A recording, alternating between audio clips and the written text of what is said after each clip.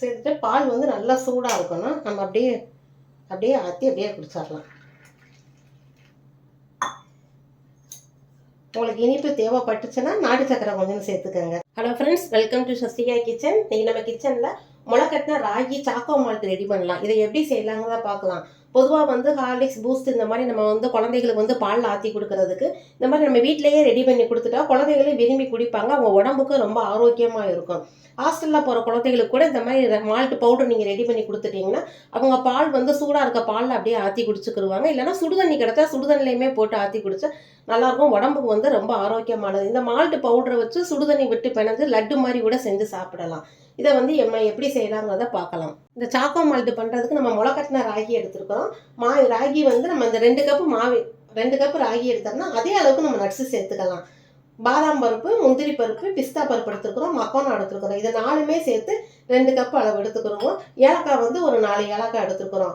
ராகி வந்து நம்ம முளைக்கட்டி வீட்லேயே ரெடி பண்ணும்போது வந்து கல் மண் இல்லாமல் சுத்தமாக இருக்கும். அப்படி உங்களுக்கு பண்ண முடியாதுன்னா கடையில் கிடைக்கக்கூடிய ராகி மாவாக கூட நீங்கள் வாங்கிக்கோங்க.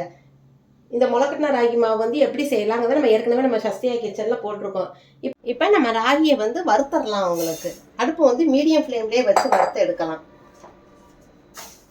நல்லா ராகியை கழுவி வெயிலில் காய வச்சு 2 நாள் எடுத்ததுக்கப்புறம் தான் எடுத்து வறுக்கணும் உங்களுக்கு. இல்லை கடையில் வந்து உங்களுக்கு ராகி ஸ்ப்ரவுட்டட் மாவு கிடச்சதுன்னா அப்படியே மாவை வச்சு கூட நம்ம வறுத்து எடுத்துக்கலாம். நம்ம வீட்டில் செய்யும்போது வந்து வாசமும் நல்லா இருக்கும். ராகியை நம்ம இந்த மாதிரி வறுத்து எடுத்துக்கிடுவோம்.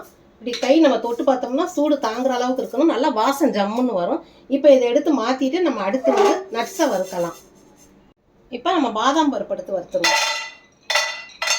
அடுப்பை வந்து குறைச்சி வச்சே வறுக்கலாம்.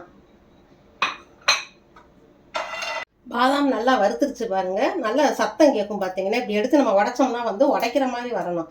இந்த மாதிரி இருந்தால் பாதாம் பருப்பு நல்லா வறுத்துருச்சுன்னு அர்த்தம். இப்போ பாதாம் எடுத்துட்டு அடுத்து நம்ம முந்திரி பருப்பை இப்போ முந்திரி பருப்பு சேர்த்து வறுத்துருவோம்.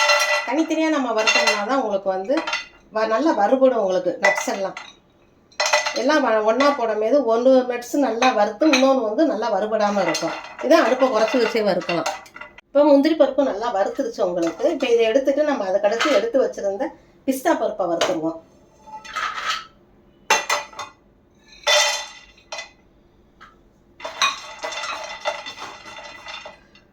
பிஸ்தா பருப்பு நல்லா வறுத்துருச்சு. ஒரு சின்ன பீஸ் வந்து சுக்கு போட்டுக்கிறோம். சுக்கு 4 ஏலக்காயும் சேர்த்துக்கிடுவோம். சேர்த்து அப்படியே வறுத்தரலாம். இந்த ஈரப்பதம் போக நம்ம வறுக்கணும். போகும்போது அந்த கொஞ்சம் படபடன்னு வெடிக்கும் உங்களுக்கு நட்ஸ் எல்லாம். அந்த பதத்தில் நம்ம எடுத்துடணும். பிஸ்தா பருப்பு நல்லா வறுத்துருச்சு. இப்போ அடுத்து வந்து நம்ம மக்கானாவை வறுத்துடுவோம்.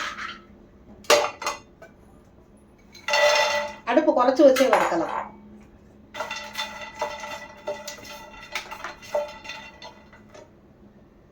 இப்போ மக்கானாவும் நல்லா வறுபட்டுருச்சு உங்களுக்கு. இப்படி எடுத்து பார்த்தோம்னா நல்லா உடைக்கிற மாதிரி வரும் உங்களுக்கு.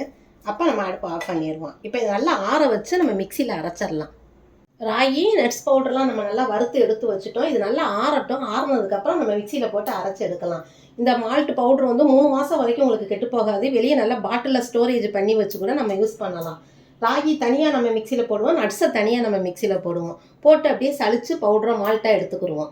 ராகி நம்ம நல்லா வறுத்துட்டோம். வறுத்தாலுமே இந்த முளைக்கட்டினது பாருங்க உடையாமல் அப்படியே தான் இருக்கும். இதை மிக்சியில் போட்டு நம்ம அரைச்சி இப்போ நைஸாக பவுடர் பண்ணி எடுத்துட்டு சளிச்சு அப்படியே எடுத்து வச்சுக்கிடுவோம். அரைச்சிட்டு வந்துடலாம். மாவு இந்த மாதிரி நம்ம அரைச்சி சளிச்சு எடுத்துக்கிட்டோம். இப்போ இதுக்கு அடுத்து வந்து நம்ம எடுத்து வச்சிருந்த நட்ஸையும் போட்டு இதே மாதிரி மிக்சியில் அரைச்சிட்டு வந்துடுவோம். நல்லா சூடு ஆறி இருக்கு. அடுத்து 2யும் சேர்த்து அப்படியே மிக்ஸ் பண்ணி வைக்கிறதான். அரைச்ச நட்ஸ் பவுடரையும் நம்ம இந்த மாதிரி அப்படியே சளிச்சு எடுத்துக்கிறோம். சளிச்சு எடுத்துட்டு மிக்ஸ் பண்ணி வச்சுக்கிறோம்.